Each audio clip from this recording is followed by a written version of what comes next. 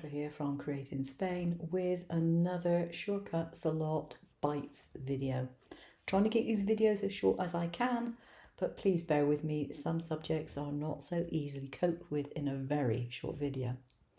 So today what I want to show you is tracing by colour, and I will do a separate video on the cut by colour if your machine supports that with Shortcuts a Lot. If you want to do a cut by colour with Shortcuts a Lot, you do need the Pro version. It's not available in the other version, so I apologise for that. There's nothing that I can do about that to help you out, I'm afraid. But my take on software is, if you've paid hundreds for your machine and your software can make it easier for you to use it, then save up for decent software upgrades rather than buying materials which you're going to not use and they're going to stay in your craft room. And we have all been guilty of that. I want to do a trace of an image that I've got on my computer. It isn't one that would be normally that easy to do by a standard trace. It has a graduation in the background. There's several different modes of tracing. You can go for monochrome, you can go for color layers, you can go for single color. Now the obvious choice you'd think would be to go for color layers. On an image like this, don't. Just don't. It doesn't work as well as I would like. It's a bit clunky and it's much easier to do it by single color. Now you do want to have your despeckle on. That will save you getting lots of little itsy bits cutting that don't need to be there.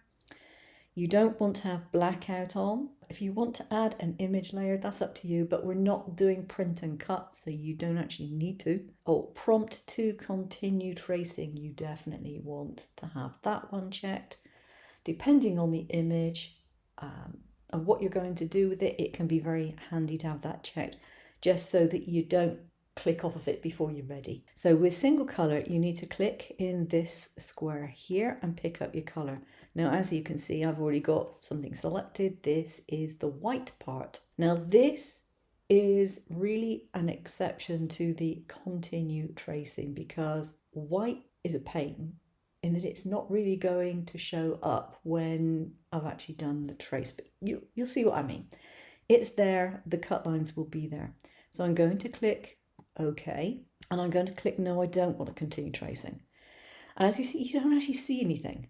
So what you want to do is to go over to the color wheel here and you want to put an outline on it so that you can see it. And you can put a different fill color in if you want, or you can just keep it on white. But at least you can see the pieces now. So I want to go back to my trace, choose my image, go back to the same image. There we go. I can go to another color and click on that. Click OK. Continue tracing. Yep. I want to click on the box again and I want to get the brown for the antlers. Click on OK. Continue tracing. Black for the eyes. No, I didn't click on the box. Dear, dear. There we go. Got that. Continue tracing. Don't think I did the red yet. You've always got to go back to the box, okay? And get that. Continue tracing. So I've done the brown, I've done the white, I've done the red, I did the eyes, so I've just got the body.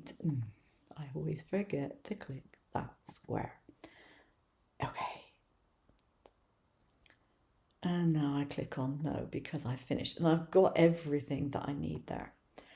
So I'm going to select all of that, move it down. So I've got all my cut lines here. Now if I go to view and I show outlines only, you can see exactly what I have. And so I don't have lots of nasty little fuzzy bits going around at all. Okay.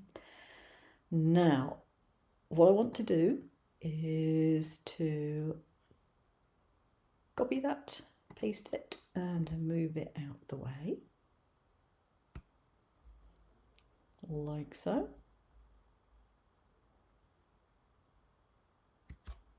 There we go. And what I'm going to do on this, I'm going to do an effects, I'm going to do a shadow layer. Move this out of the way so it doesn't come on there. And I want it to be a blackout shadow. And I want it to be the outline only. And I do want it to be in a different colour. Let me put it into red. There we go. And now I have this. Now it's picked up this little gap around the chin. So if I break that apart,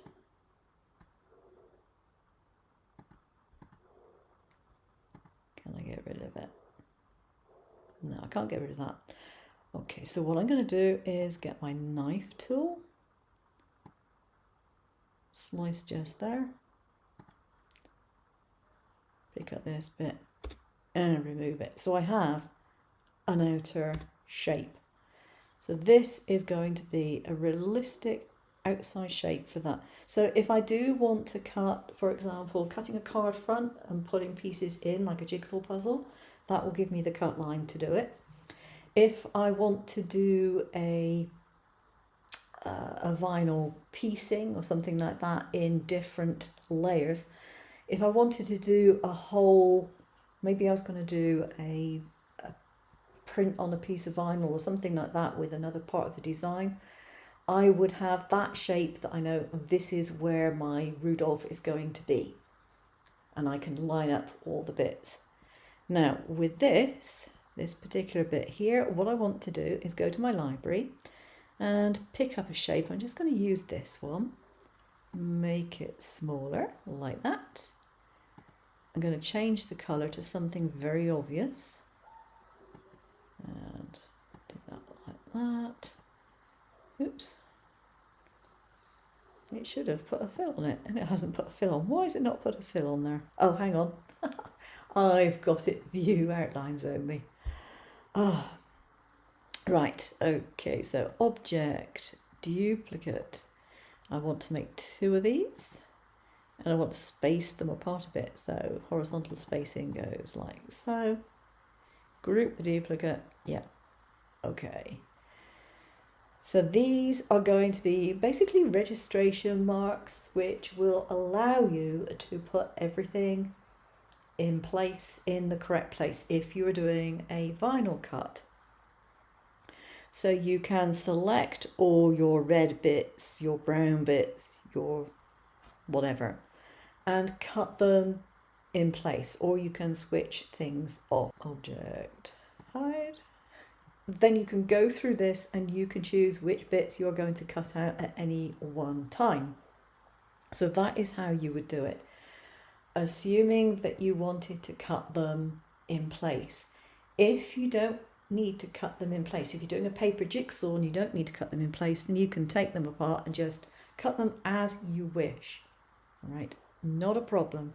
But that's how you get your various bits to cut by colour. Now, you don't have to take everything out and regroup it and all the rest of it. If you want to, what you can do is just duplicate this and then take the colours out that you don't want, so that you know you got exactly what you do want there. You don't have to very carefully take one colour out each time. So you just sort of do a copy and a paste. You can do a right click to do copy and paste, and then you just take your arrow on your computer and move it out of the way, and you can choose what it is you're going to cut. You just take everything apart, and then you can remove bits that you don't want. Okay, and you can choose what it is you're going to cut.